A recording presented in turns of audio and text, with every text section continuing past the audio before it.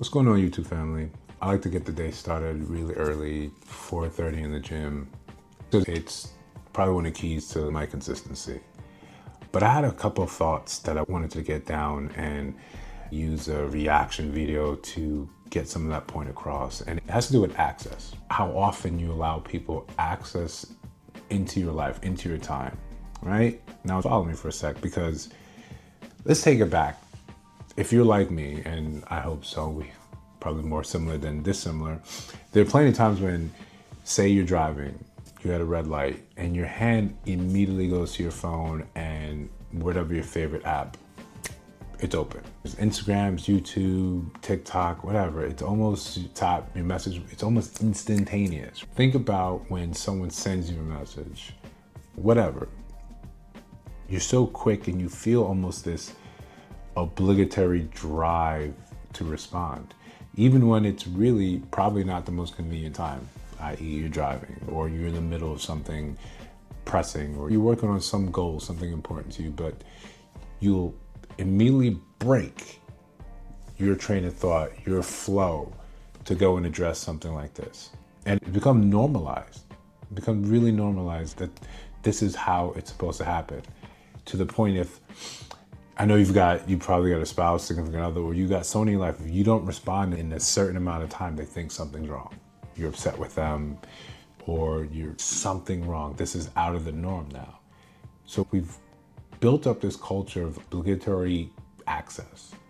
And I think it's really a thing, especially, again, I'm gonna talk to the men here, that when you give off your access and your attention, we've sold it cheaply. If we say women want attention, we give this attention, you have to realize that not everyone's attention is equal. The less you have going on in your life, the cheaper your attention is. And I think women intrinsically consensus. If you are constantly available, you have no other hobbies, you're always down for something because you've got no life, you have no goals, no passion, no drive, then your attention is cheap. Let's just say let X equal women value your attention. Then if she can summon it at will, she can do it with so many other people. So then what's common is cheap. What's common is cheap. We, outside of artificially valuing a lot of, say, diamonds, we say it's valuable because it's rare. That's it. Otherwise, it's pressurized carbon with heat and time. That's the only real difference. But we say it's valuable because you can't have this while someone else wants. Like, while the mass wants it, you have it. Same thing with your attention. So do you think my attention is the same as LeBron James' attention? If both of us slide into someone's DMs, who's getting the reply? I'm not, because LeBron James' life and therefore attention is much more valuable than mine. But that's not to say that yours is exactly cheap. It's as cheap as you let it be.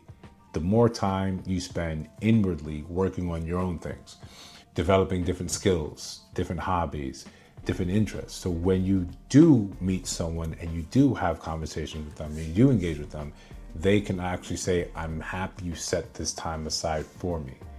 When it's cheap and it's available, it's worthless. So I like to fill my day with just a set of things I need to get done. It starts 4:30 in the morning to the gym. If you send me a message during that time and I respond to you, right, then you have a certain level of access in my life.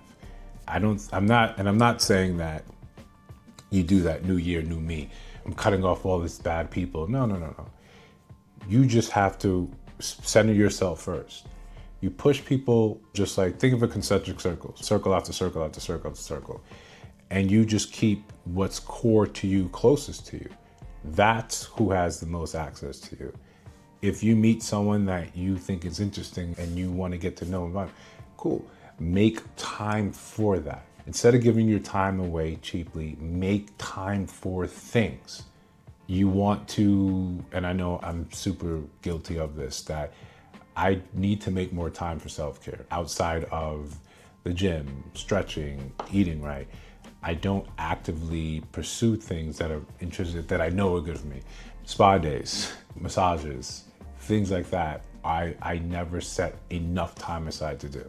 To the point where if I get a massage, when's the last time you got a massage? And it's more than 6 months, it's more than 7 months, sometimes more than a year. So I gotta make time for these things. And you need to do the same. Think about it in the sense that every time you send an unsolicited DM to someone that you think is interesting, every time you swipe right on a woman, the apps, you're just saying, hey, here's my attention. And I'm not saying for you not to do that. Set the time aside. Limit the amount of access you give these apps to you, strangers in your life, people that are just users in your life. Then you'll start to say, wow, my time is now concentrated and its value has drastically increased.